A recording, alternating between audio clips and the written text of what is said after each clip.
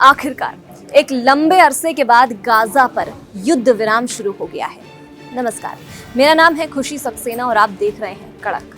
लंबे इंतजार के बाद गाजा के कई कैदियों की रिहाई की घोषणा ने दिलों को छू लिया। इस पल में सिर्फ खुशी नहीं बल्कि उम्मीद और राहत की एक नई लहर दौड़ गई है। गाजा की मुश्किल हालातों में फंसे परिवारों के सदस्यों की आंखें बरस पड़ी जब उनके अपनों की आजादी की खबर आई। कई परिवार दशकों से अपनों की वापसी के लिए तरस रहे थे। इस रिहाई से जो भावनाएं उमड़ी हैं वो शब्दों में बयां कर पाना मुश्किल है। विशेषज्ञों के अनुसार इस रिहाई से गाजा में शांति की संभावनाएं बढ़ सकती हैं, लेकिन क्षेत्र में अभी भी कई चुनौतियां बरकरार हैं। अंतर्राष्ट्रीय समुदाय ने भी इस कदम की सराहना की है और आगे की संवाद की उम्मीद जताई है। इससे पहले गाजा में कैदियों की संख्या हजारों में थी, जिनमें से कई निर्दोष नागरिक भी शामिल थे। रिहाई के इस चरण में करीब 200 कैदियों को आजाद किया गया है, जो स्थानीय लोगों के लिए एक बड़ा सुखद अवसर है। गाजा की सड़कों पर खुशी की लहर दौड़ गई। बच्चे, बूढ़े, महिलाएं, सबने इस पल को यादगार बना दिया। ये रिहाई न केवल उनके लिए बल्कि पूरी मानवता के लिए संदेश है कि उम्मीद और इंसानियत हमेशा जीतती है। इस खबर के साथ हम सभी दिल से दुआ करते हैं कि गाजा में जल्द स्थायी शांति स्थापित हो। आइए इसके पीछे की कहानी बताते हैं। ट्रंप ने दोनों के बीच शांति समझौता कराया, जल्द रिहा होंगे बंधक। अमेरिकी राष्ट्रपति डोनाल्ड ट्रंप ने घोषणा की कि इजराइल और हमास ने 2 साल से चले आ रहे गाजा संघर्ष को समाप्त करने की उनकी शांति योजना के पहले चरण पर सहमति व्यक्त कर दी है। इस समझौते के तहत कुछ बंधकों और कैदियों की रिहाई तथा लड़ाई रोकने के लिए कदम उठाए जाएंगे।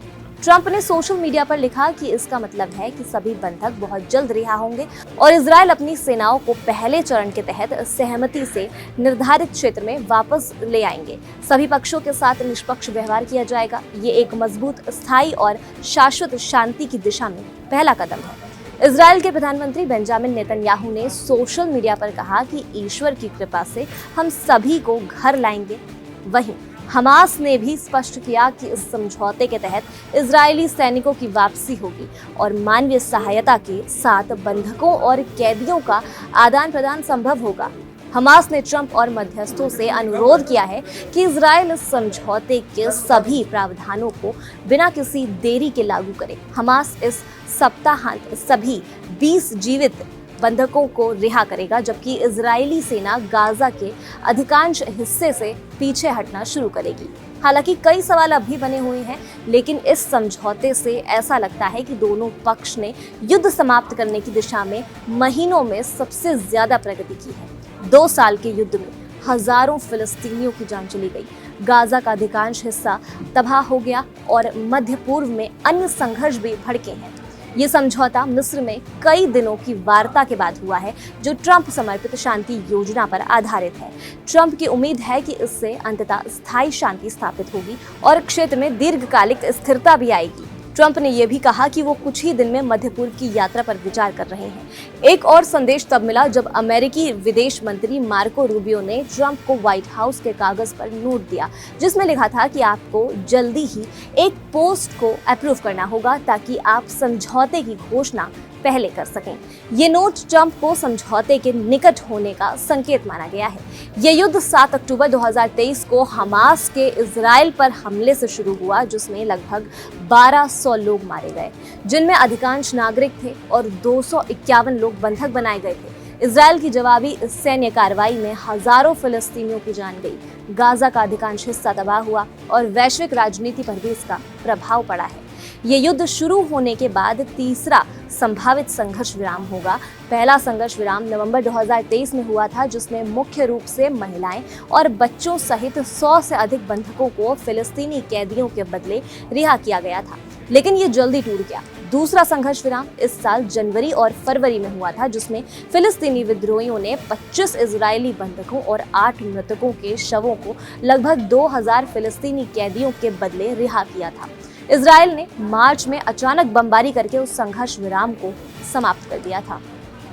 अमेरिकी राष्ट्रपति डोनाल्ड ट्रंप ने घोषणा की है कि इजराइल और हमास के बीच शांति योजना के पहले चरण पर हस्ताक्षर हो गए हैं।